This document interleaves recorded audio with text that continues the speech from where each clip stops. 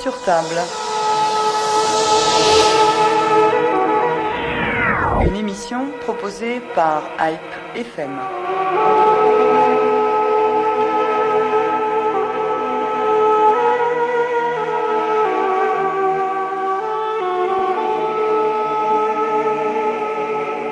Un an après la révolution de velours, le climat d'amour et d'harmonie, Serie Vramelashrutyun, slogan tant martelé durant la révolte populaire menée par Nicole Pachinian, est-il transformé en climat de méfiance et de défiance, d'accusations et d'insultes réciproques?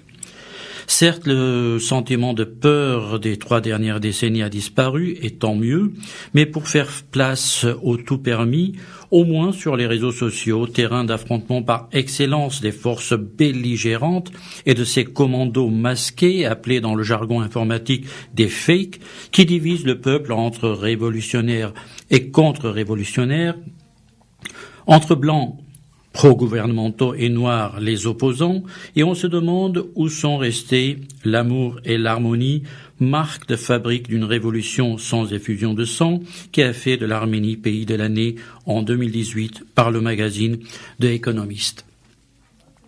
Est-ce que cette situation est irréversible? Y a-t-il encore une chance à se ressaisir pour comprendre que gouverner se fait à plusieurs et par des compétences et le dévouement à la cause suprême de l'État? Car parfois on a l'impression qu'à l'instar de cette majorité parlementaire et de certains conseillers, que l'immunité politique empêche la consolidation d'une révolution. Car depuis un an, et surtout depuis la formation de ce premier gouvernement Pachinian après les législatives de décembre 2018, les réformes ne vont pas à une vitesse révolutionnaire et des déceptions, voire des crispations se font sentir.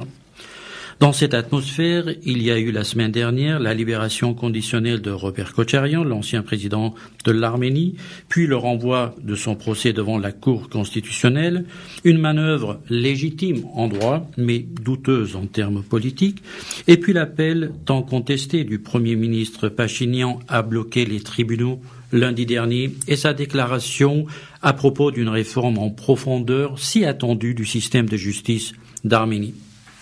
Déclaration durant laquelle Nicole Pachinian a évoqué des tentatives conspirationnelles dans le pays et à propos du Rarapar, faisant même appel à ne soutenir en Artsakh que les forces favorables au camp de la révolution. Pour discuter de toute cette actualité assez chaude, j'ai le plaisir d'accueillir autour de cette table dans les studios d'IPFM va Termination, journaliste à France Arménie, bonjour. Bonjour. Rafik Alfayan, juriste, bonjour. Bonjour. Vous avez été à un moment donné aussi, vous avez conseillé l'Arménie auprès du Conseil suprême de la magistrature et de ses affaires de réforme du système judiciaire. Et nous serons en ligne avec Gérard Gergerian, juriste, et Sarkis Shahinian, secrétaire général du groupe parlementaire suisse Arménie, donc que je salue.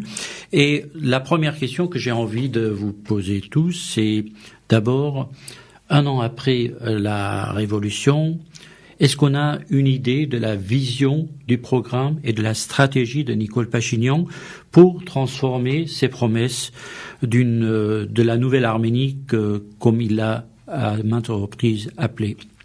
Rafik Alfayan. J'ai le privilège de démarrer. Oui.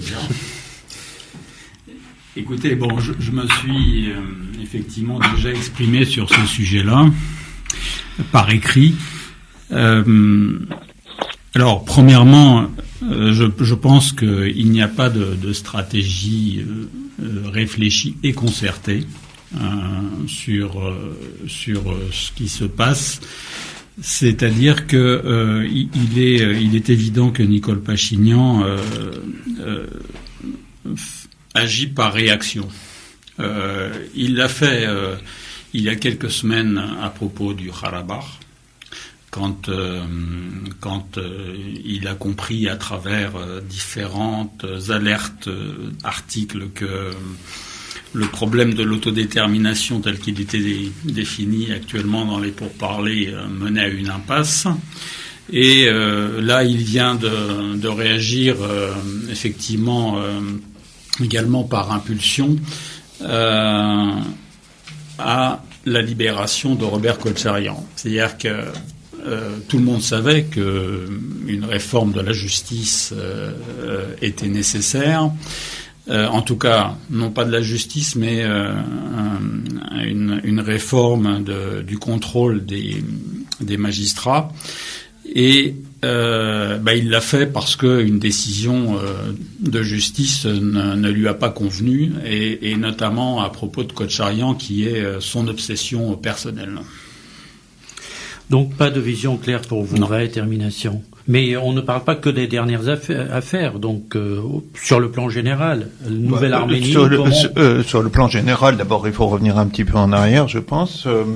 Je suis pas aussi sévère qu'Arafi concernant l'action menée par Nicole Pachinian. Il y avait des objectifs qui étaient donnés à la révolution de velours, c'est-à-dire la démocratie, la justice, la lutte contre la corruption, la fin des monopoles. Bon, c'est pas évidemment des choses qui peuvent se faire en un jour, m'empêche qu'il y a eu un certain nombre de résultats. Le premier résultat marquant pour moi en Arménie, c'est que l'Arménie depuis des années vivait dans une ambiance où la société elle-même vivait avec un état d'esprit de cynisme, de désespérance, dans lequel on ne croyait absolument pas ni au fonctionnement des institutions et encore moins à celui du gouvernement, et que, en tout cas, cette période de cynisme, quand même, cet état d'esprit, cette mentalité de cynisme a quand même été pris fin, quand même, et c'est déjà quand même quelque chose qui est, à mon avis, appréciable. D'autre part, l'Arménie a eu quand même des élections au mois de décembre qui ont porté donc confirmé en tout cas Pachinian au poste de Premier ministre. Ces élections, on peut critiquer, elles sont effectivement, l'Arménie a encore un grand chemin à faire dans la démocratie, m'empêche que ces élections ont été les premières depuis 20 ans, qui n'ont pas été contestées par la classe politique, par aucun parti politique, il n'y a pas eu de contestation, et donc ça c'est quand même quelque chose quand même qui est à mon avis appréciable. Alors ensuite, maintenant sur les grands plans, est-ce que Pachinian a un programme bien établi, le programme qu'il a présenté, et effectivement reprenait le programme qu'il a présenté il y a un an, etc. Il est un petit peu dans le flou, mais évidemment, on est dans le flou parce que comment réformer un pays comme l'Arménie qui a vécu comme ça depuis l'indépendance sur un système post-soviétique, avec plein de compromis, plus certainement des facteurs culturels qui se rajoutent là-dessus. C'est pas évident. Maintenant, oui, il y a des plans qui sont donnés. Il a parlé outre donc la lutte contre la corruption. On a vu aussi tout des tas d'affaires judiciaires lancées contre des membres de l'ancien régime ou des hommes d'affaires Mais en on Arménie. dit pas assez. Oui, enfin, on en a entendu parler quand même, hein. On peut pas dire le contraire. Oui, parce que quand on arrête 4, 5, 6, 10 personnes, alors qu'on dit depuis 30 ans ça va très très mal, et qu'il y a de la corruption, il y a des vols, qu'on a pris l'argent du peuple. La question, c'est pas d'arrêter tout le monde, d'abord. Mais de révéler quand même les vérités sur le passé. Enfin, d'abord, premièrement, Pachinian a indiqué qu'il ne se mêlerait pas des enquêtes judiciaires. Bon, même si on peut trouver ça formel, en attendant, on n'a pas d'indice qui montre qu'effectivement il dirige les enquêtes, etc. Même si, il crée une ambiance autour de ça. Bon, c'est déjà pas mal.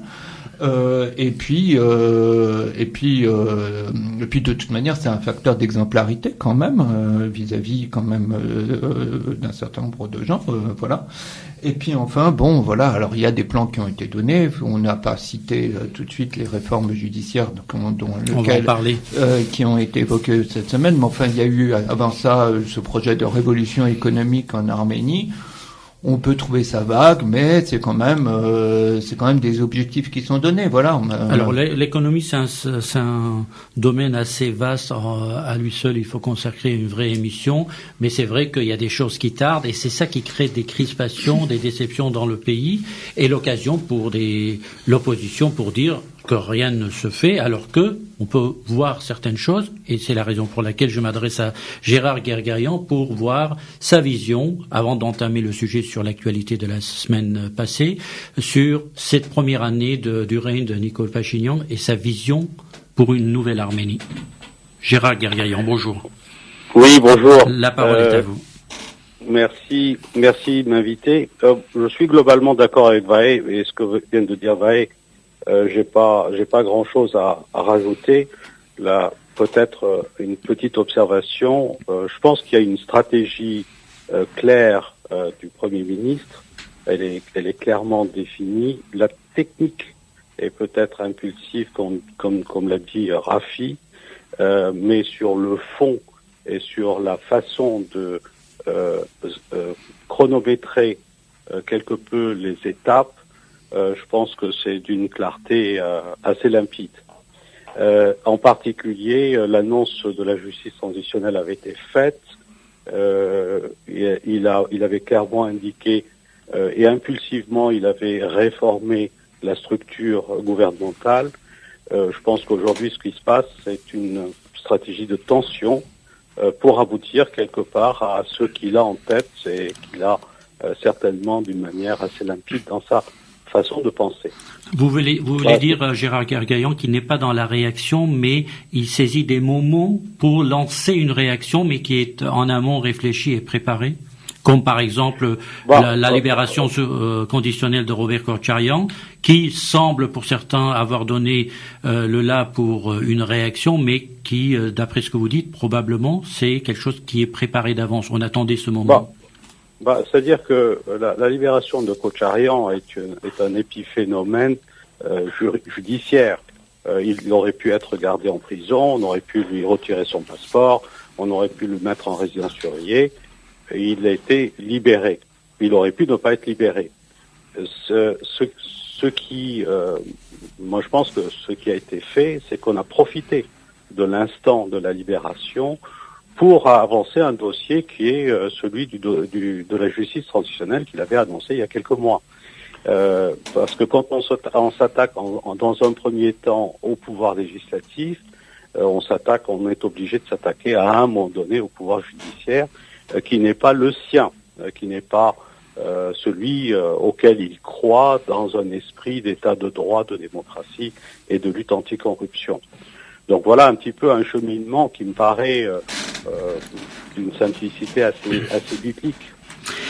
Sarkis Shahinian, votre avis sur cette première année, sur les promesses tenues et sur cette stratégie, est-ce qu'elle est claire pour vous? Alors, premièrement, bonjour et merci pour m'avoir invité aussi. Je dois vous dire que je rejoins Gérard Gargaillan en ce qui concerne la façon d'organiser en fait les différents pas. Je vais commencer par la toute dernière chose qui s'est passée, c'est-à-dire la prise de position de lundi matin, lorsque Nicole Pachinian ne se concentre pas uniquement sur les questions de justice. C'est-à-dire que, et là je reprends votre passage, Vartan, lorsque vous dites est-ce qu'il a profité de ce moment, qu'est-ce qu'on peut dire, de crise judiciaire, de défaillance, ou même d'opportunité qui a été donnée par la libération, et conditionnelle d'ailleurs, de Robert Kotcharian. Eh bien, là, il touche beaucoup de choses dans un seul coup. Donc, outre que, évidemment, l'institution de mécanismes de justice transitionnelle, comme dernière étape de la révolution de velours, il touche directement aussi des propositions, des solutions chirurgicales, comme il le dit, concernant cette méthode de vetting, c'est-à-dire de filtrage, pour tous les juges. Donc, pas seulement ceux qui sont visés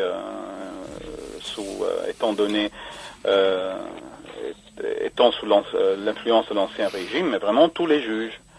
Et aussi, bien évidemment, il repropose, d'ailleurs c'est une idée fixe qu'il a dès le début, la discréditation de Robert Kotcharian, mais là, il y a un nouvel aspect. Et là, il touche directement le Karabakh. C'est-à-dire qu'il prend directement la balle pour rétablir le rôle et l'influence des autorités du Karabakh dans le système politique et juridique de l'Arménie. Et il touche aussi une question extrêmement importante, et là ça touche la caste militaire, c'est-à-dire les responsables arméniens pour le succès du matin du 2 avril 2016 de l'élément surprise azéri lors de la guerre de 4 jours. Donc, pour simplifier les choses, Serki Chaignan, juste que je puisse expliquer à nos auditeurs qui n'ont pas probablement suivi toute l'actualité, vous avez parlé de vetting, c'est un système d'examen poussé, minutieux des juges que Nicole Pachinian a proposé pour voir qui est qui et qui s'est enrichi comment parmi les juges, pour faire simple. Il a proposé leur passé bien sûr et leur lien avec les pouvoirs politiques. Le deuxième point, c'est la justice transitionnelle qu'on va examiner ensemble tout à l'heure. Qu'est-ce qu'elle signifie pour l'Arménie?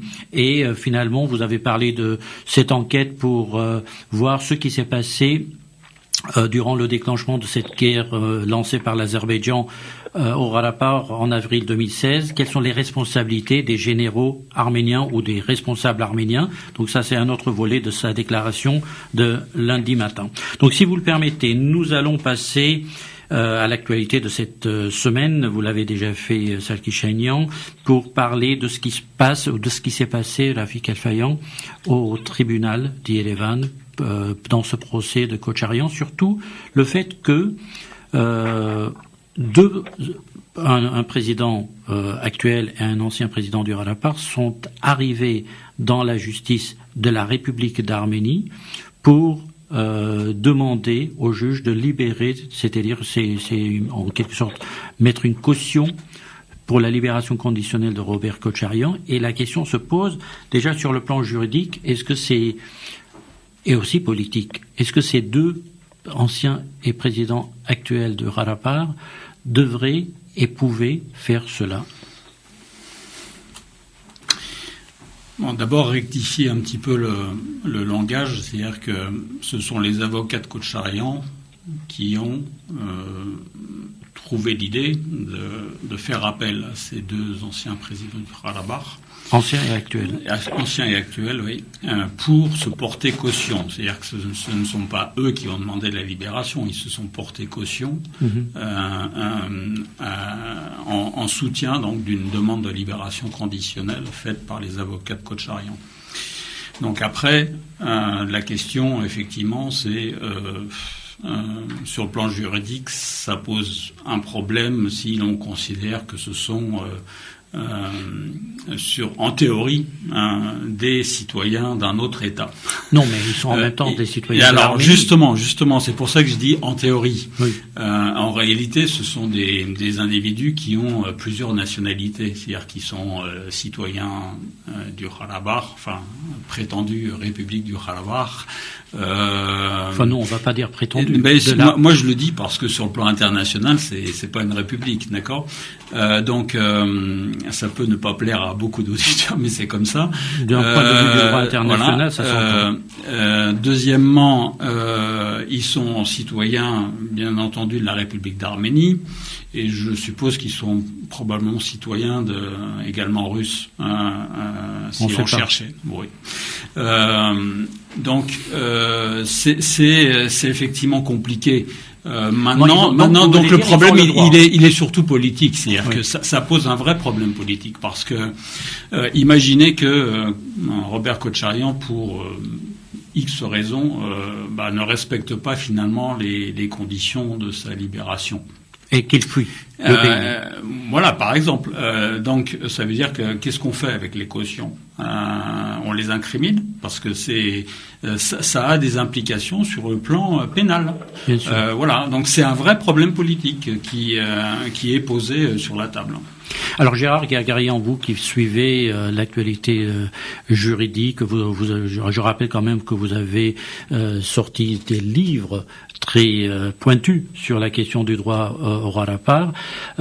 Est-ce que sur le plan politique, cette intervention des Artsakhiot pose un problème pour les relations Arménie-Artsakh, les relations entre les deux gouvernements aussi? C'est une sorte de défiance quand même.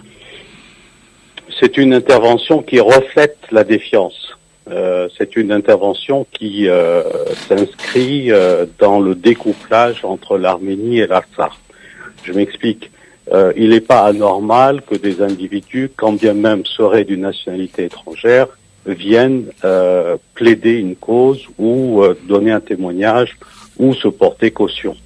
On l'a vu en Afrique du Sud avec dans les procès Mandela, on l'a vu dans d'autres pays, on l'a vu même à la Cour de La Haye. Il y a toujours une invitation du magistrat instructeur ou en charge de l'affaire d'accepter des étrangers, quand bien même ils seraient de nationalités différentes. Le deuxième point qui est important, c'est que Bako Sahakian et Arkady se sont pas portés caution, ils ont versé une caution. La libération a été faite, a été accordée sous la caution qui a été versée. Maintenant, si Kocharian est en train de mentir ou de s'enfuir, c'est la caution qui est saisie. Le fait qu'il y ait une déclaration de se porter garant en tant que personne physique n'induit pas nécessairement une pénalisation de la parole qui a été donnée. Mais il y a une responsabilité morale quand même. Une responsabilité morale, certes. Maintenant, la vraie question, elle est politique, comme vous le dites tous les deux, Rafi et Vatad, c'est que c'est vrai que c'est une intervention de poids, parce qu'il y a deux présidents actuels et anciens de l'Artsakh en charge d'un problème politique important qui est celui de l'Artsakh, qui font pression pour une libération. Pour moi, ça s'inscrit tout simplement dans le déphasage de priorités politiques que vit actuellement l'Arménie. Pour m'expliquer très rapidement, mais je suis sûr qu'on va y revenir, aujourd'hui, l'Artsakh est en guerre. C'est un pays au quotidien en guerre. C'est un pays où je vais 6 mois dans l'année, où je les vois vivre. C'est 150 000 personnes, et encore, j'en suis même pas certain, dans une ville de 60 000, et il y a pratiquement un mort tous les 2, donc toutes les familles en parlent. Tout le monde est tourné vers la frontière et la ligne de contact. Tout le monde souffre de ce qui est en train de se passer et souffre aussi surtout de l'incertitude due au conflit. Kocharian s'inscrit dans ce cadre-là. Où est la problématique la plus importante sur le plan politique? Est-ce que c'est un procès contre un homme pour des questions dites de révolution ou d'infraction à la constitution arménienne, ou est-ce que c'est la question de la personne qui a, à un moment donné, travaillé pour le bien de l'Artsakh, etc. La question, elle est là. Et d'ailleurs, je précise le dernier point, c'est que les deux présidents en question n'ont pas pris une position sur le fond du procès Kocharian. Ils n'ont jamais dit Kocharian est un homme honnête, intègre. Ils ont simplement demandé à ce qu'il sorte de prison. Et de là, ils ont touché un point qui est capital, c'est l'utilisation du pénal pour faire pression sur le plan moral, ou sur le plan financier, ou sur le plan fiscal, ou sur le plan, etc. Il y a une instrumentalisation du pénal aujourd'hui en Arménie pour faire pression. Et c'est ça que, politiquement, ils se sont un petit peu positionnés contre cette intervention du pénal qui n'est pas absolument nécessaire. Qu'est-ce que vous voulez dire par instrumentalisation du pénal? Quand vous avez un procès fiscal, vous ne mettez pas en prison tout de suite le bonhomme. À moins qu'il ait commis un délit ou un crime fiscal, de nature fiscale, vous ne le mettez pas en prison pour dire c'est un corrompu, vous attendez quand même que la justice se prononce. Vous avez peut-être des doutes sur la personne et vous lui retirez à ce moment-là le passeport, vous le mettez en résidence surveillée, vous pouvez même lui mettre un bracelet électronique s'il le faut, mais vous ne le mettez pas en prison pour faire une pression morale contre lui. Or aujourd'hui, à chaque fois qu'il y a une attaque contre l'ancien régime, quel qu'il soit, et en particulier Kocharian, bien entendu, et ses acolytes, il y a une utilisation du pénal. Aujourd'hui, on ne sait pas si Kocharian est pénalement responsable ou pas. Personne ne le sait. D'ailleurs, la meilleure preuve, c'est que le juge lui-même s'est dessaisi, et attention aux petits mots, il a simplement posé une question préjudicielle à la Cour constitutionnelle parce qu'il a un doute sur l'application de la Constitution au cas Kocharian. Ça ne veut pas dire que Kocharian est pour cela responsable de ce qui s'est passé en 2008. Bon, on va revenir à cette manœuvre également, va à termination. on a quand même l'impression qu'avec cette présence des deux présidents de l'Artsakh dans ce tribunal, c'est une défiance à l'égard des autorités de l'Arménie. On pourrait le prendre comme ça, et si c'est le cas, ça va élargir le fossé entre les Arméniens d'Arménie et du Karabakh. D'ailleurs, pas que sur les réseaux sociaux, on a un sentiment aussi bien au Karabakh qu'on joue contre eux, qu'en Arménie que les Karabakh jouent contre les Arméniens et cette révolution arménienne, vrai ou pas vrai, mais en tout cas, il y a cette information et ce sentiment circulent dans les rues d'Yerevan et du Karabakh. Oui, enfin bon. Et c'est dangereux. Ce qui se dit sur les réseaux sociaux, nous qui vivons à l'extérieur, nous ne sommes pas obligés d'être le nez sur ces réseaux sociaux et de prendre parti d'un côté ou de l'autre. Je pense qu'il nous faut un petit peu prendre de distance, nous qui sommes à l'extérieur, pour ne pas se laisser embrigader là-dedans. Que vous dire, bon, Arkady Rougassian et Bako Sahakian se portent caution pour Robert Kocharian, qui est quand même un ancien compagnon d'armes. Le 9 mai 1992, le 9 mai, là, lors de l'anniversaire de la presse de Souchi, il y avait Serge Sarkissian qui était au Karabakh, et il y a eu des images dans lesquelles on a vu Bako Sahakian, donc l'actuel président du Karabakh, donc aller fleurir les tombes dans l'après-midi avec Serge Sarkissian. Bon, c'est des gens qui ont traversé quand même des épreuves difficiles. Il faut quand même rappeler quand même que finalement ils ont contribué à gagner cette guerre, donc c'est normal. Moi, je trouve que moralement, ils se sentent obligés de se porter caution pour un ami. D'ailleurs, ça a été tout à fait admis. Même Pachinian était au courant de cette démarche de Bako Sahakian. Bako Sahakian lui avait téléphoné. Pachinian a admis même à la presse russe qu'il avait été au courant et qu'il n'a pas empêché. Il aurait pu empêcher. Il aurait pu dire à Bako, ne le fais pas.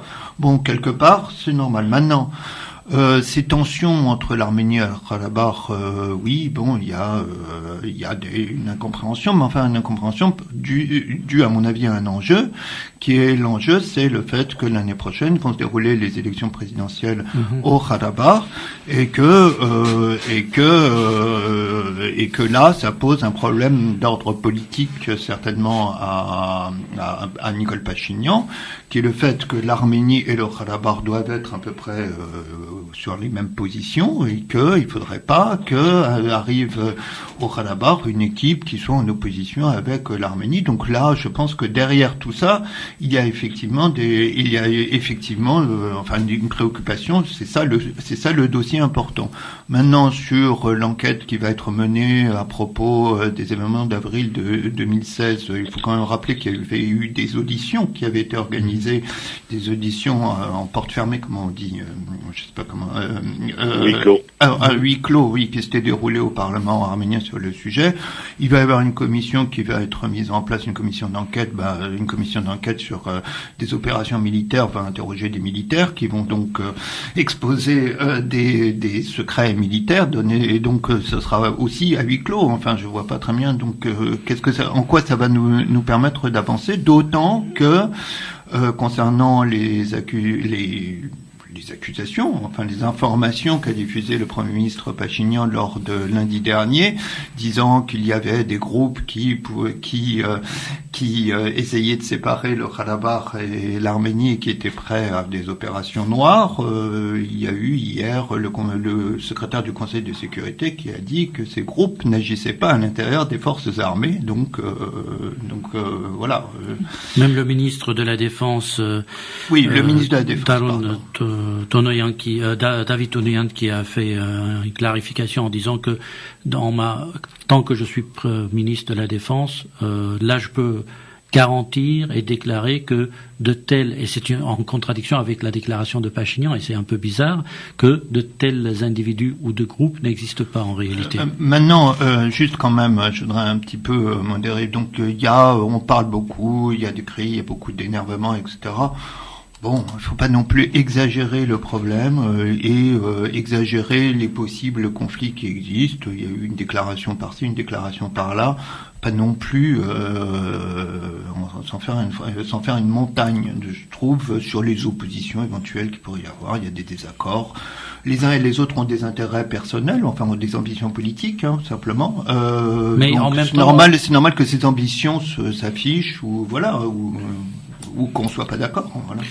On lit en même temps dans la presse arménienne que, avec photo en plus, qu'il y a des généraux qui ont fait des réunions secrètes avec des hommes d'affaires, dont Samvel Alexanian, le fameux Samvel Alexanian, et d'autres, pour décider, pour jurer de détruire le gouvernement de Pachinian et de qu'on le en faire tomber. et qu'on en apporte des preuves. Moi, je sais pas, c'est quoi ces rumeurs. Il y a des tas de rumeurs qui circulent. Probablement. Donc, je pense qu'on est dans un climat aussi. Il faut se méfier quand même de la lecture que l'on doit avoir de la presse arménienne. La presse arménienne, il n'y a pas véritablement de presse indépendante en Arménie. Lorsqu'on regarde une information sur un site ou un journal, il faut savoir qui il y a derrière, quelle force il représente, etc. Je parle pas d'intérêt financier, hein. Simplement, elle représente un camp, une partie de la société face à une autre. C'est comme ça qu'on doit dire l'information. L'information en Arménie doit être lue par comparaison. Bien entendu, mais ces personnes ont reconnu, Sarkisian avoir eu une réunion sans avoir abouti à une conclusion de faire tomber le gouvernement. J'ai pas lu cette Pachinian. information. Moi non plus, Voilà. je suis pas informé de cette information, mais bon, je suis d'accord avec Vaé. C'est pas seulement la presse, l'indépendance de la presse, c'est aussi le professionnalisme. Je veux dire, c'est un pays qui travaille beaucoup sur la rumeur et c'est vrai qu'en ce moment, c'est amplifié. Et ça, c'est vraiment très difficile de comprendre.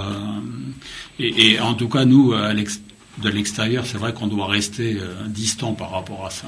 Alors, Sarkisian, une question, on revient sur le Artsakh et on a l'impression que puisque Serge Sarkisian était un Artsakhi, puisque Robert Kocharian est Artsakhi, donc l'Artsakh doit défendre quoi qu'il arrive ou certains éléments en Artsakh ces deux anciens présidents. Et d'où l'énervement probablement de Nicole Pachinian qui a fait un appel. C'est quand même assez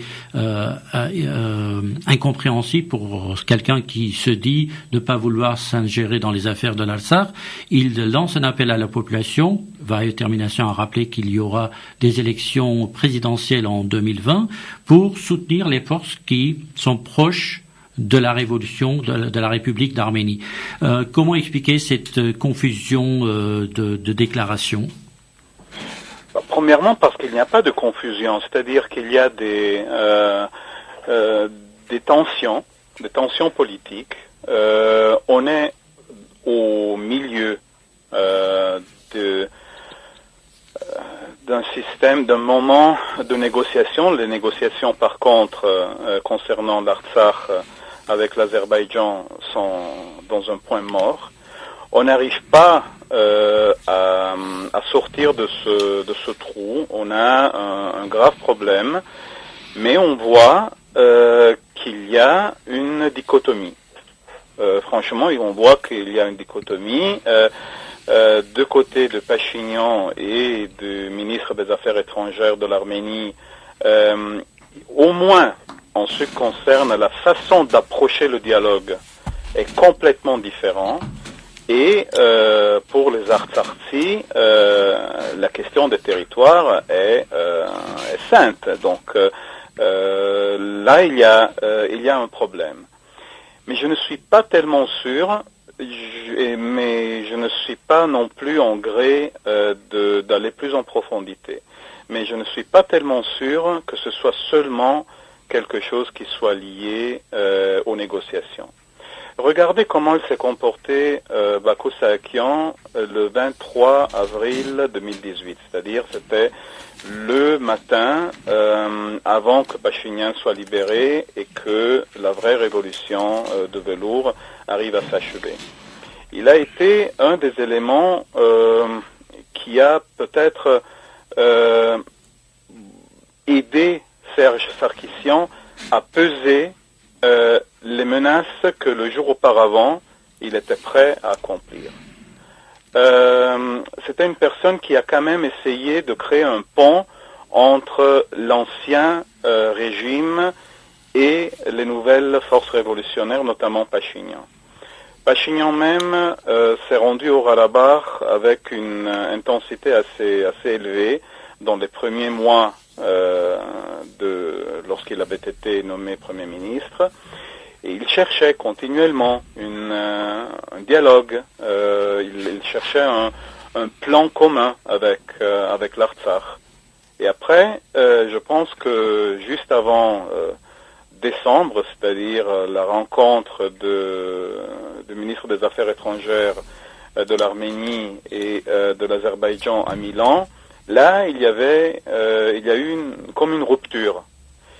Et je pense que cette histoire de présence clairement politique de Bako Sahakian et de Arkady Rougassian lors du procès, et c'était pas anodin, parce que ça a été médiatisé, la façon par laquelle Robert Kocharian a accueilli dans la salle d'audience les deux présidents était particulièrement platéale, arriverait quand même à souligner quelque chose qui va au-delà. C'est-à-dire que le même Robert Kocharian, pendant les premières interviews qu'il avait données l'année dernière à Yergir Media en Arménie, il disait clairement que son intention était celle de retourner en politique. Bien évidemment, le fait de relier son positionnement politique en Arménie avec une alliance avec deux des personnages les plus importants du Karabakh n'est pas anodine. Donc, oui, mais Sarkis, oui. Qu'est-ce qui explique alors le retournement de Bako par rapport à ce qui s'est passé l'année dernière? Alors, c'est justement ça. C'est justement ça que j'arrive pas à comprendre exactement ce qui est en train de se passer. Mais je pense qu'il y a quand même quelque chose qui s'est passé aussi lors ou avant la rencontre à Milan entre les deux ministres des Affaires étrangères. Donc vous liez ces tensions internes entre l'Artsakh et la République d'Arménie à ces négociations et les rencontres entre Nicole Pachinian et Ilham Aliyev, ou le contenu de ces discussions entre les deux présidents? Il y a à mon avis, mais ça n'engage que moi, il y a certainement une liaison. Maintenant, si c'est le coq ou l'œuf, je ne sais pas. Je ne sais pas ce qui arrive avant. Alors Gérard Guerguerian, votre position par rapport aux annonces de Sarkis-Chahinian, parce que c'est intéressant, on rentre dans le fond du débat sur les raisons profondes, probables de cette tension. Moi je constate, je n'essaie pas d'interpréter les déclarations des uns et des autres, mais je constate quand même trois choses qui me paraissent tellement évidentes qu'il faut en tenir compte. La première, c'est que la population de l'Artsakh est inquiète. Quand on parle aux gens dans la rue, quand on va les voir dans les cafés, qu'on déjeune, qu'on dîne, il y a une inquiétude d'ambiance évidente en raison du découplage que tout le monde connaît et que tout le monde constate.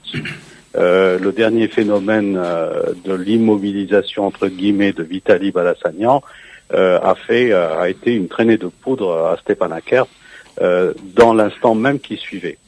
C'est le secrétaire du Conseil de sécurité de l'Artsakh. Voilà. Qui a été arrêté par la police arménienne.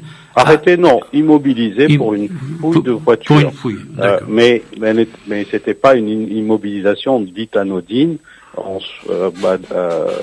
Balassanian, Vitaly, est un homme extrêmement important dans la structure militaro-gouvernementale de l'Artsakh. On l'a suspecté d'acheminer des armes depuis le Karabakh vers l'Arménie en quantité, d'après ce qui a été dit. Donc, il n'en est rien en réalité, mais on rappelle quand même qu'il a eu des déclarations pas très agréables à l'égard de Pachinian récemment. Probablement, ça a joué à ça. Tout à fait. Mais ce qu'il dit est une expression de la population locale.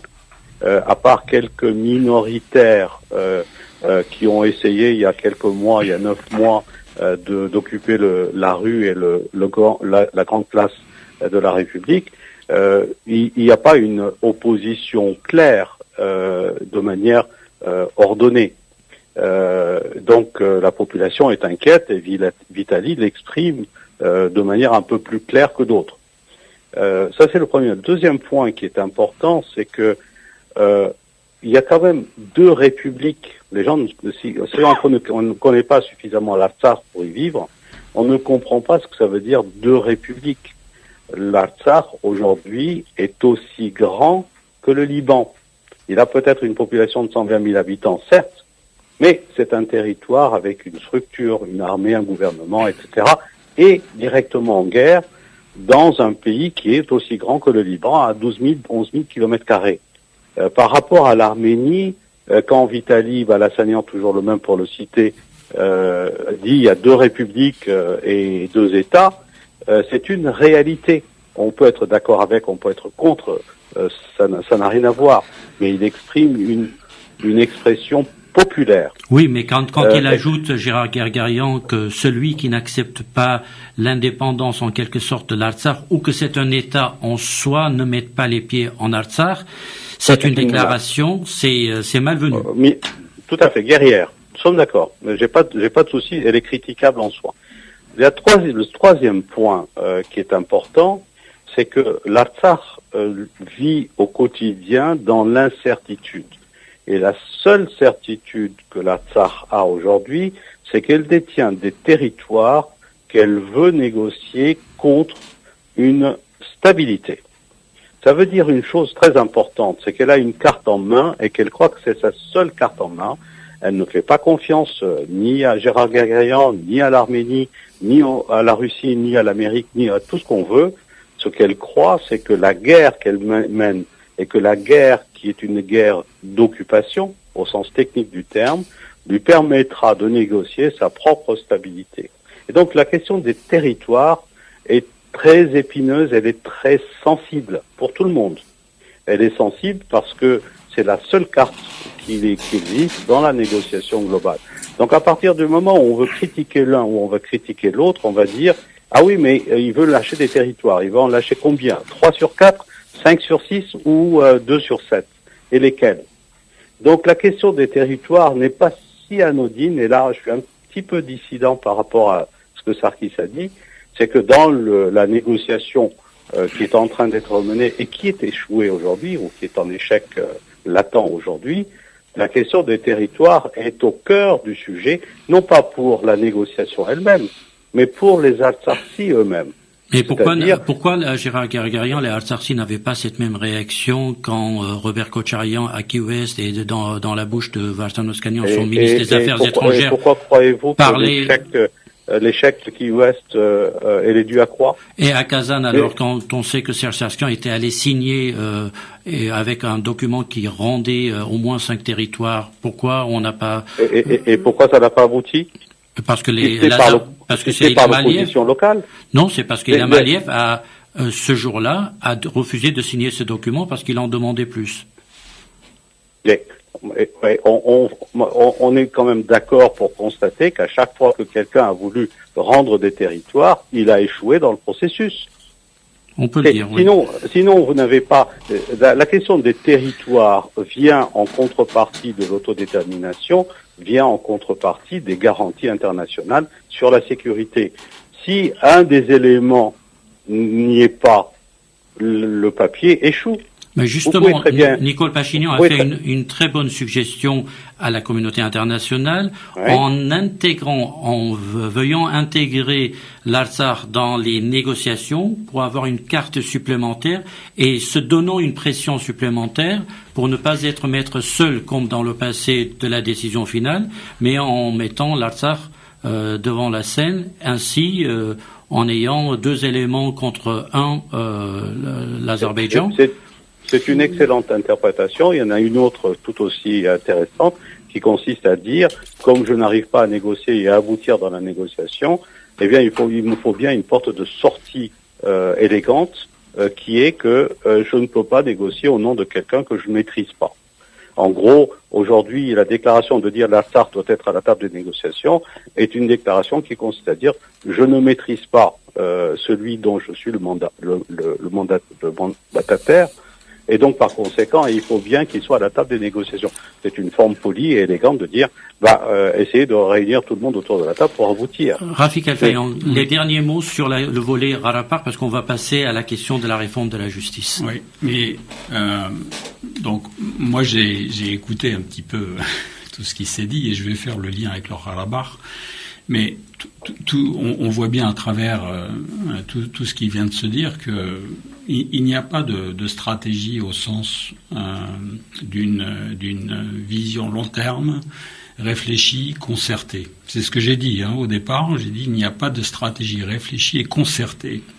C'est-à-dire que Pachinian ait les idées claires sur ce qu'il veut faire lui. C'est une chose, mais je pense qu'il n'y a pas, ni dans la société en Arménie, ni entre les sociétés artsakhriotes et arméniennes, une stratégie qui est commune, qui a été réfléchie. Et sur ce point-là, donc de l'Artsakh, moi je rentrerai pas dans les spéculations qui sont faites autour des négociations, autour de ce qui a été discuté entre Aliyev et Sarkissian, ou Aliyev et Kotcharyan, ou Aliyev et Pachinian. Mais il y a une chose qui est sûre, et ça Pachinian maintenant l'a compris, c'est que tout ce qui a été négocié jusqu'à maintenant, donc est basé sur deux principes, donc le principe de l'autodétermination et le principe de l'intégrité territoriale. Donc les principes de Madrid, etc. Bon, qui s'avère, et ça je pense que enfin tout le monde l'a compris, c'est que l'autodétermination c'est tout sauf l'indépendance de l'Artsakh. D'accord. Donc, et pour revenir selon les principes de Madrid. Non, selon les principes du droit international, tout simplement. Donc, pour revenir sur votre point, qui était la défiance entre l'Arménie et l'Artsakh. Oui, donc non, surtout sur le fait de ramener à la table des négociations l'Artsakh. En fait, aujourd'hui, on est en train de parler d'autodétermination du peuple arménien d'Artsakh sans les Artsakhi. Donc déjà sur le plan du droit international, c'est incompréhensible, et sur le plan même politique, c'est incompréhensible. C'est-à-dire qu'il est évident que Pachinian ne peut pas prendre une décision à la place des Artsakhi sur, en tout cas, le futur de cette République. C'est ce qu'il dit lui-même. Et exactement. Donc c'était impératif de ramener ces Artsakhi à la table des négociations. Et bon, malheureusement, on est en train de payer aujourd'hui les erreurs, effectivement, des présidents passés. C'est Kotcharyan qui a éliminé l'Artsakh de la table de négociation parce qu'il se sentait effectivement investi légitimement de représenter l'Artsakh, mais c'était une erreur diplomatique majeure dont on paye encore aujourd'hui les conséquences. Et donc, ce qui semble certain, c'est que maintenant tout le monde est conscient que tout ce qui a été négocié jusqu'à maintenant, c'est l'impasse, en tout cas pour la sécurité et l'avenir de l'Artsakh. Et donc, c'est vrai qu'il y a un renvoi de responsabilités les uns sur les autres. Je pense qu'aujourd'hui, il y a clairement des tensions sur ce point-là. Très bien. Gérard Guerguerian, je sais qu'on va vous libérer dans quelques minutes, donc c'est la raison pour laquelle je vous redonne la parole pour parler de cette réforme de la justice de l'Arménie telle que proposée, vue par Nicole Pachinian. On parle d'une justice transitionnelle. Cette notion a été évoquée au 100e jour du règne de l'arrivée au pouvoir de Pachinian, donc le 16 août sur la place de la République. À ce moment-là, Tout le monde n'a pas compris ce que c'était. C'est quelque chose de nouveau pour beaucoup d'entre nous. Et on a cherché à comprendre. Aujourd'hui, des discussions commencent au sein du Parlement arménien. Il a été dit par certains que cette idée est déjà lancée, une réflexion est lancée. Donc c'est pas parce que Kocharian a libéré qu'aujourd'hui on parle de justice transitionnelle. Mais qu'est-ce que la justice transitionnelle selon vous, pour qu'on essaie de comprendre et comment elle peut être mise en place dans un pays comme l'Arménie? Et où ça peut nous amener? Si quelqu'un savait définir la justice transitionnelle, je serais bien heureux. Je pense que c'est indéfinissable en soi, malgré un certain nombre de personnes qui ont beaucoup travaillé sur le sujet, et en particulier de quelqu'un que nous connaissons bien et qui a été très pro-arménien, Louis Joannet. On appelle ça les principes de Joannet. La justice, alors par contre, il y a un point que tout le monde s'accorde pour dire que la justice transitionnelle, elle intervient dans une situation de sortie de conflit ou en cas de crime grave. Ce point-là, pour moi, est capital. Parce que justice transitionnelle, il y a eu des justices transitionnelles extrêmement intéressantes, et en particulier en Afrique du Sud, et il y a eu des justices, et il faut pas l'oublier, dites transitionnelles, notamment sous le régime de Pétain et des nazis. Et donc, par conséquent, tout le monde essaye d'utiliser la notion, entre guillemets, de justice transitionnelle. Aujourd'hui, elle est stabilisée. Parce qu'il y a eu quand même des déclarations du secrétaire général des Nations Unies sur la question. Et donc, par conséquent, les travaux aujourd'hui se résument à dire il faut faire une sorte de commission vérité. Il faut faire un procès pour ceux qui ont commis des crimes. Et il faut bien entendu faire les réparations et ensuite réformer les institutions. Avec 4 objectifs principaux. Celui de la reconnaissance des torts, celui qui est responsable, il faut qu'il reconnaisse ses torts. Il faut rétablir une confiance, il faut réconcilier les parties, et puis il faut rétablir la règle de droit. Donc il y a 4 mesures et 4 objectifs qui sont poursuivis. Ce qui me choque, le mot n'est pas anodin, il est même pesé, c'est qu'on utilise la notion de justice transitionnelle dans une situation où il n'y a pas de crime grave ou de sortie de conflit. Nous ne sommes pas dans l'apartheid de l'Afrique du Sud. Nous ne sommes pas non plus dans un État dictatorial. Ou alors, il faudra m'expliquer à moi, avec des mots bien pesés, pourquoi depuis 25 ans nous allons en Arménie. Pourquoi des institutions arméniennes ont collaboré avec les gouvernements arméniens. Pourquoi des institutions financières de bienfaisance ou d'autres ont travaillé avec ce gouvernement arménien qui aurait été une dictature pure et dure. Et donc, par conséquent, on voit bien que la question de l'utilisation de la justice transitionnelle dans une situation où la situation en Arménie n'est pas parfaite, certes, elle est corrompue, certes, la corruption est endémique, certes, ne veut pas dire que on doit faire une purge judiciaire.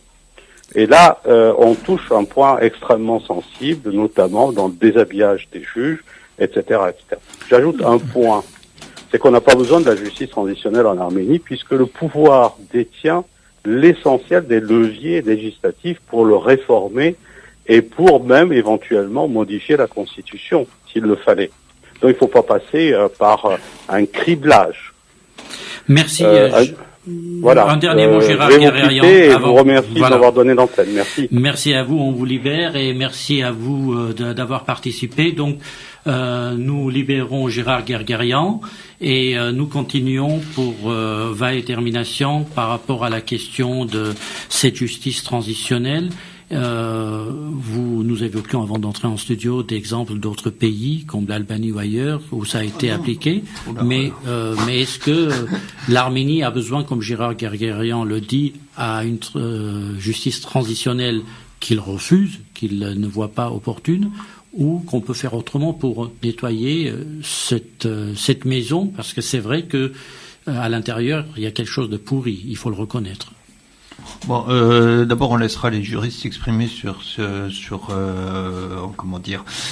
sur les cas et les exemples qui peuvent exister ailleurs dans le monde et en Europe en particulier. Alors effectivement, il y a le cas de l'Albanie qui a été cité hier, parce que Edmond Maroukian, l'un des députés de l'opposition, en parlait et citait le cas de l'Albanie où ce criblage des juges aurait conduit à un blocage des institutions judiciaires. Donc je me faisais juste l'écho de cette information que je n'ai vérifié que tout à fait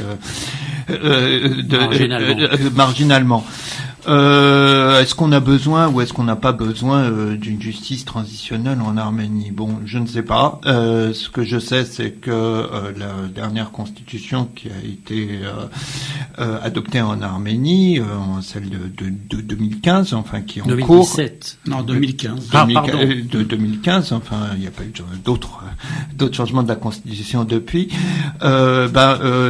Cette constitution nouvelle a été critiquée d'une certaine façon, mais enfin l'un des points sur lequel les juristes avaient l'air plus ou moins de s'accorder, c'est qu'elle enregistrait un progrès dans la mesure où elle créait l'équivalent de ce que peut-être Rafi pourra en parler un peu mieux, du Conseil supérieur de la magistrature en Arménie, c'est-à-dire un organe indépendant qui nomme et qui sanctionne les juges, qui n'existait pas en Arménie. Donc ça, c'était considéré comme un progrès.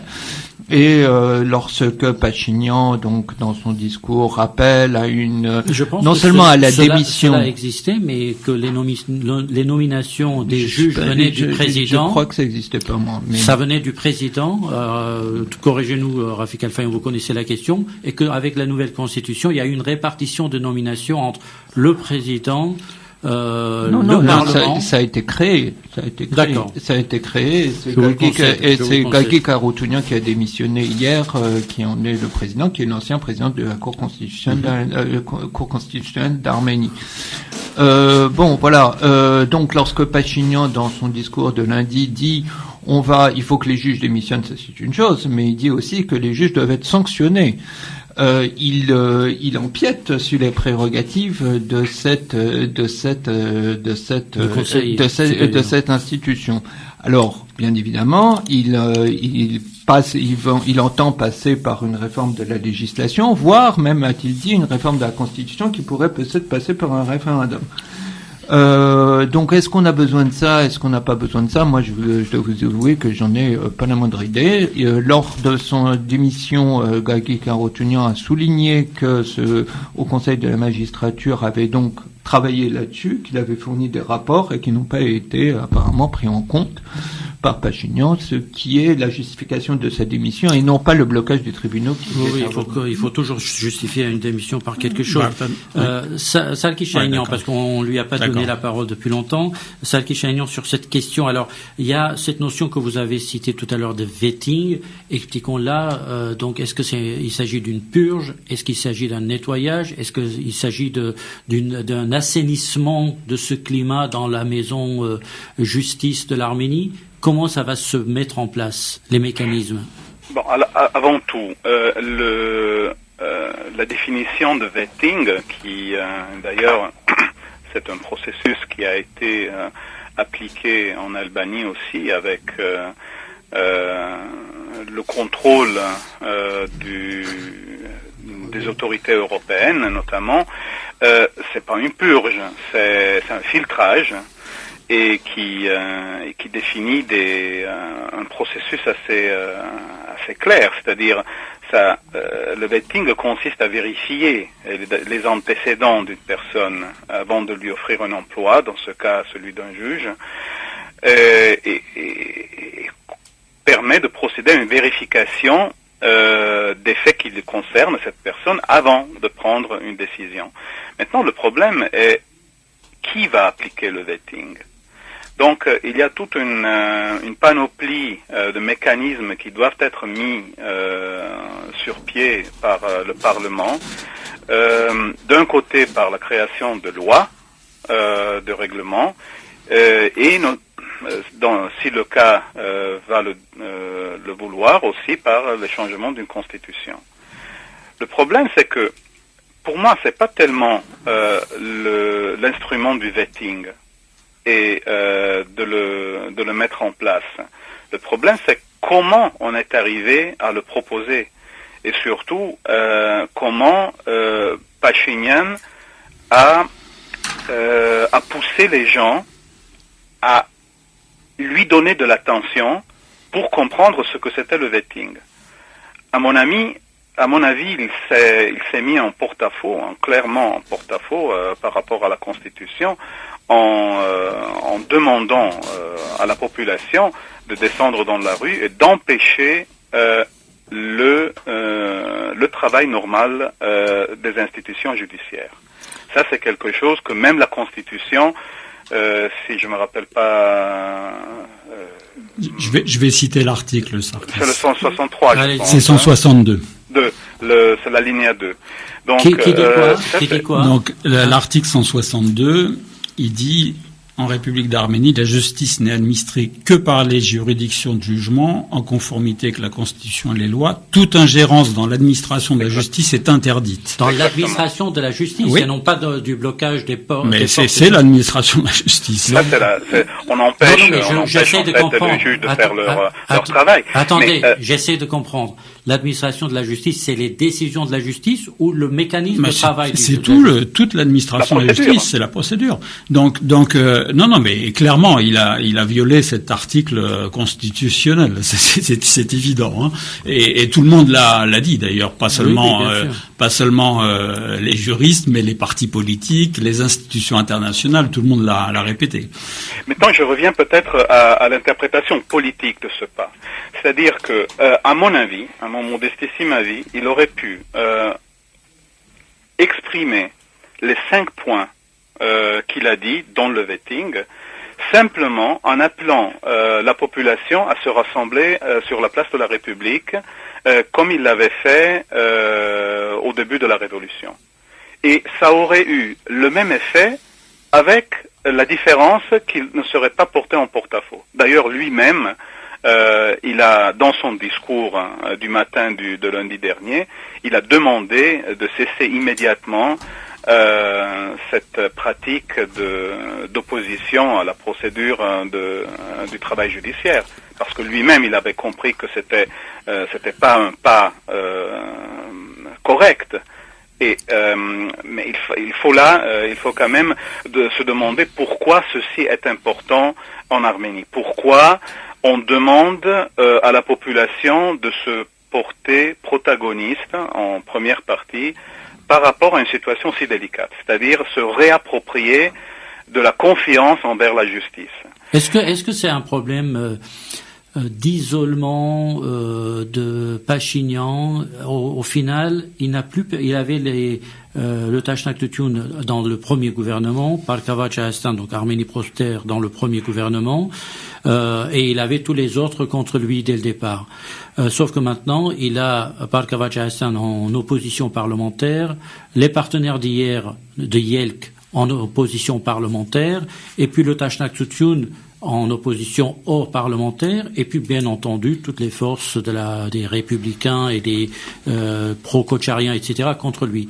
Finalement, est-ce qu'il ne lui reste que ça, c'est-à-dire non, certainement pas. C'est ça que je veux dire. C'est un problème de culture politique.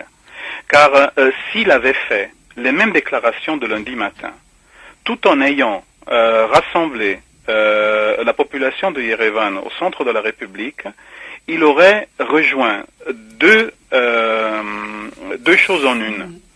Un, ça aurait donné un coup de foudre extrêmement important. Ça aurait concentré l'attention des gens sur ce qu'il était en train de dire. Et deux, il n'aurait pas commis ce faux pas, car c'est un faux pas. Et qui n'a pas été faux pas suivi, politique, c'est un faux pas juridique. Et qui n'a pas été suivi vraiment par la population, parce que nous dit-on, il y avait 1100 personnes qui ont répondu à son appel. Ce qui pour Nicole Pachinian ne représente pas un grand chiffre. Là, je ne veux pas interpréter la chose, car il faut vraiment regarder ce qui s'est passé vraiment. N'oublions d'ailleurs qu'il a laissé partir cet appel le soir du dimanche pour le lendemain matin à 8 heures. Donc, c'était vraiment des temps extrêmement serrés. Mais maintenant, retournons à votre question. Le vetting, en ce qui concerne la réforme de justice en Arménie, est-ce que c'est une purge ou est-ce que c'est un instrument, un bon instrument? Moi, je pense que si les règles du jeu sont établies à niveau légal et à niveau constitutionnel, ça peut bien évidemment être un très bon instrument. Je me demande justement pourquoi on a attendu autant pour arriver à proposer une chose pareille. La seule réponse que j'ai, c'est parce qu'avant, il n'avait pas la majorité parlementaire. La parole est à Rafik Al-Fayoum. Oui. Si je peux essayer de te répondre, Sarkis, sur ce point-là.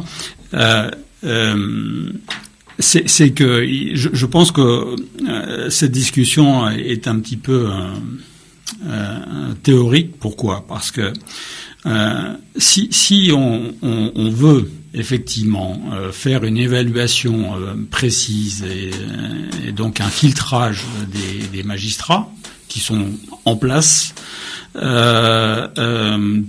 ne va pas trouver de magistrats qui soient intégralement propres. Non.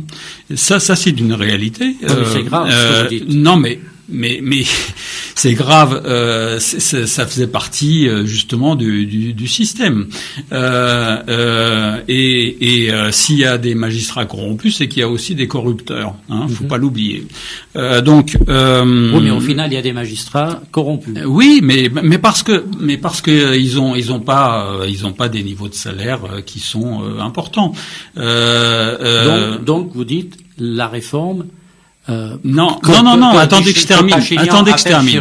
Non, attendez que je termine parce que si vous éliminez tous les magistrats, c'est ce que Saakashvili avait fait en Géorgie. Il avait éliminé tous les magistrats à partir du jour où il est arrivé au pouvoir. Le problème, c'est que vous mettez qui à la place? On n'a plus de juristes suffisamment expérimentés et formés pour être magistrats. Et il n'est pas garanti que les nouveaux juristes que l'on introniserait magistrats soient moins corrompus que les anciens. Et ça, c'est pour un phénomène qui est lié à l'évolution de la société partout dans le monde, c'est que les nouvelles générations. Mais pour la clarté, disons Rafik Al-Fayoum, que Nicole Pachinian n'a pas suggéré l'élimination de tous les magistrats. Mais je suis en train de vous expliquer que si on fait un vetting précis, correct, tous les magistrats seraient éliminés. Voilà. À partir de là, qui va les remplacer? Donc ça, c'est le premier point. Et deuxièmement, effectivement, on se pose la question de qui va évaluer ces magistrats.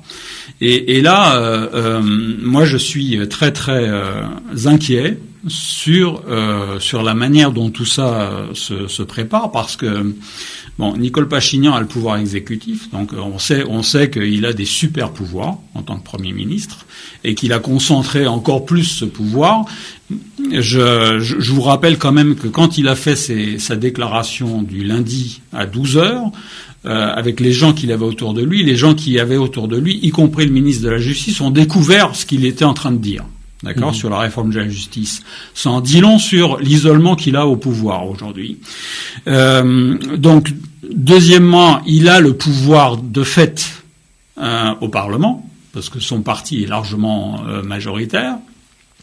Et là, il veut se donner les moyens, effectivement, d'avoir un contrôle renforcé sur les magistrats. Voilà, il y a une concentration de trois pouvoirs qui sont censés être séparés et qui est très inquiétant. Et d'ailleurs, le problème, je reviens là-dessus sur la justice transitionnelle. Le problème va se poser aussi pour la justice transitionnelle. Donc, je suis d'accord avec ce qu'a dit Gérard Guerguéan. La justice transitionnelle, on peut mettre tout et n'importe quoi dedans. Là où je suis pas d'accord avec lui, c'est que il est envisageable, effectivement, dans des cas comme celui de l'Arménie, où il y a une transformation de régime politique, de penser à ce système de justice transitionnelle, parce que précisément la corruption, entre autres, était à une telle échelle que on ne peut pas réfléchir autrement que par une solution transitionnelle avec un but de réconciliation. Mais il y a un délai précis ou moins précis, mais en tout cas un délai court dans la mise en application de ce qu'on appelle une justice transitionnelle. Non. Le mot transitionnel ne peut pas susciter aussi ce sera pas la justice permanente. Un an, c'est rien dans l'échelle du temps. Justement. C'est pas une justice permanente qui va s'instaurer. Non, bien sûr que non. En fait, en Arménie, ce qui semble, j'irais, prioritaire, c'est surtout, en tout cas, bon, ça c'est mon avis, c'est ce que je préconiserais, c'est surtout effectivement une commission vérité, c'est rétablir les choses. Justice et vérité, comme en Afrique du Sud. Alors, la justice, c'est justement l'aspect le plus problématique, parce que c'est là où les tensions vont naître. C'est-à-dire qu'à partir du moment où le contenu que vous mettez à cette justice transitionnelle, la volonté, c'est de punir. Là, on a un problème en Arménie. Et c'est pour ça que dès le 17 août 2018, j'expliquais dans un article que en Arménie, je ne suis pas certain qu'on peut se permettre d'aller vers cet objectif politique. C'est-à-dire de vouloir punir tout le monde. Parce que il y a tellement de gens à punir que vous mettez le pays à terre. Mais, termination, finalement, vous qui allez en Arménie très souvent, vous suivez toutes ces affaires, vous êtes à toutes ces élections, à tous les, vous êtes témoin de plein de campagnes frauduleuses, d'élections ou autres. Vous n'avez pas l'impression qu'il y a quand même quelque chose qui est indispensable, une chirurgie à faire dans ce pays sur le plan de la justice? Quoi? C'est l'autre question, mais il faut faire quelque chose, parce que entre ne rien faire et faire quelque chose qui semble être pour certains dangereux, il y a quand même un choix à faire. Évidemment qu'il faut faire quelque chose. Je veux dire, personne. Quand même, il faut quand même rappeler que si Pachinian est au pouvoir, c'est parce que il donne. D'abord, il dresse un constat de la situation de l'Arménie qui n'est pas faux. Absolument. Et qui est pas faux, alors que ce soit la justice, la politique, etc. Il est tout à fait lucide sur la situation en Arménie et même sur certains aspects pas mal réfléchi, quoi. Donc ensuite, la question c'est comment, une fois qu'on a dressé ce constat, on va de l'avant et comment on réussit dans un pays aussi fragile que l'Arménie, qui est un petit pays numériquement par sa population, qui n'a des moyens et des ressources extrêmement pauvres, qui a en plus un conflit sur les bras et qui est dans une zone géopolitique quand même plutôt problématique. Comment on réussit à faire ces réformes? Donc la question, c'est une question des méthodes. Moi, j'ai pas les réponses. Je sais pas quelles sont les ressources. Les ressources. J'ai pas une confiance du tout absolue pour les organisations internationales qui pourraient aider le Conseil de l'Europe, les commissions de Venise, etc., etc. Je n'y crois pas parce que de toute manière, ils ont fait des tas de bourdes dans d'autres pays. Donc, j'ai pas particulièrement. Je suis plutôt partisan qu'on essaye de voir un petit peu en nous-mêmes quelles sont nos ressources et nos possibilités pour essayer de s'en sortir. Bon, maintenant sur ces affaires, sur les événements qui sont passés cette semaine, il y a deux problèmes. D'abord, il y a le problème sur la forme et le problème sur le fond. Le problème de la forme, oui, bloquer les tribunaux, on peut dire que ça bloque la Constitution, mais enfin, faut pas que ça bloque, le fonctionnement de la justice, c'est un blocage du fonctionnement de la justice. Mais enfin, faut pas exagérer. 3100 personnes, selon un décompte d'une association des droits de l'homme proche de Pachinian, qui bloque des tribunaux pendant 3 heures. C'est pas le fonctionnement de la justice qui est bloqué, n'exagérons rien. Oui, c'est plus inquiétant de voir que des gens qui sont en poste, des gouverneurs, et même des parlementaires, des gouverneurs et des ministres interviennent et appellent les gens à manifester. Oui, ça va pas du tout. Là, il y a un problème. On change de casquette comme ça. Que la police soit tiraillée. Hier, il y a une déclaration du chef de la police expliquant que non, on pouvait pas sanctionner les manifestants pour telle ou telle raison. J'ai pas compris. Oui, parce qu'il a expliqué que c'était une manifestation impromptue. Voilà. Alors qu'elle avait été annoncée. Donc. Il est aussi critiquable le fait que on utilise des affaires particulières comme l'affaire Kocharian pour lancer une réforme de fond dans le pays qui est beaucoup plus large que le cas particulier de Kocharian. On peut aussi anticiper sur l'étape supplémentaire qui va survenir plus tard, qui est le fait que maintenant que le recours à la Cour constitutionnelle décidé par le juge et jugé recevable par la Cour constitutionnelle va donner un avis. Qu'est-ce qui va se passer ensuite si cet avis est que Kocharian ne peut pas être mis en cause? Est-ce que on va amener les manifestants devant la Cour constitutionnelle pour obtenir la démission du juge? Oui, ça c'est problématique. C'est problématique d'autant plus que un des postes de la Cour constitutionnelle n'a pas été nommé, que ça fait deux fois qu'on apporte un candidat pour le nommer, qu'il est rejeté. 5 fois. 5 fois que c'est presque qui est écrit à droite et à gauche, Pachinian voudrait nommer son propre candidat avec Grigorian, etc. Bon. Ça, c'est, disons, la forme. Maintenant, sur le fond, c'est-à-dire ces histoires de justice transitionnelle, de vetting, etc.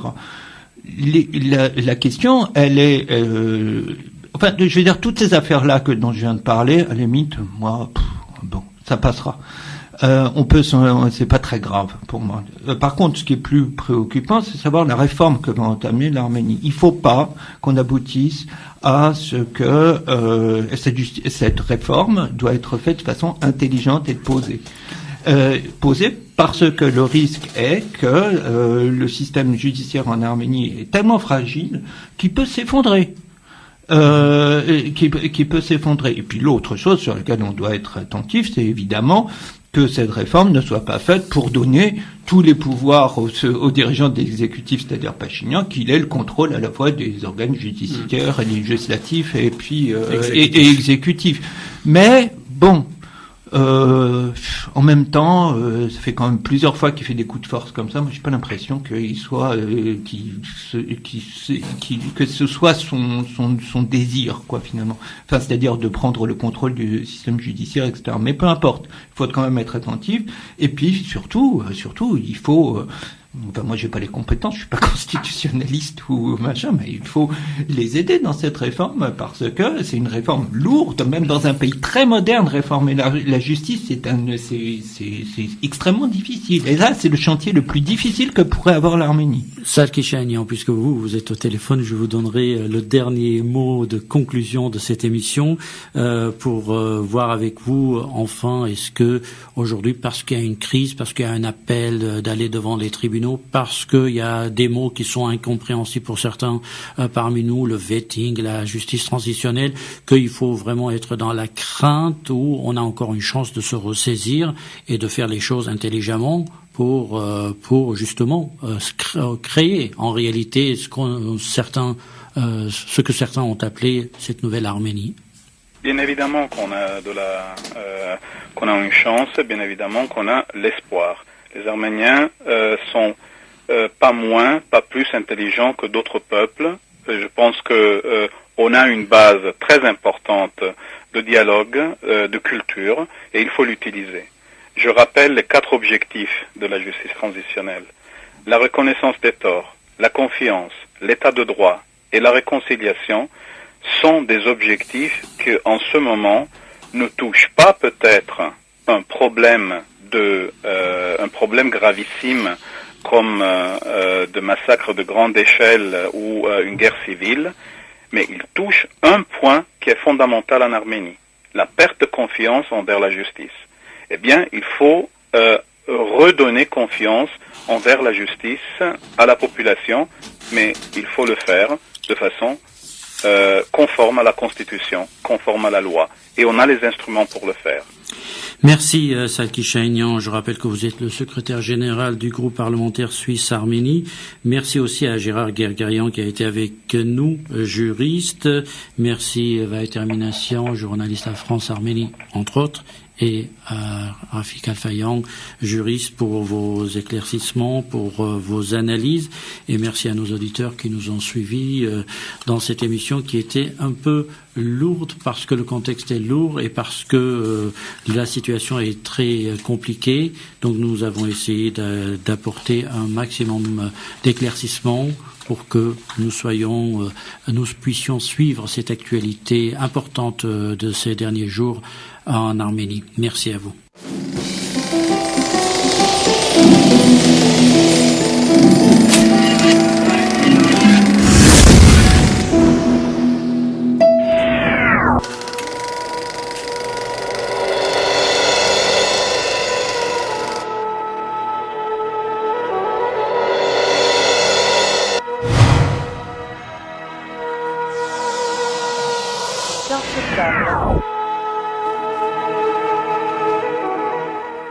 Une émission proposée par Hype FM.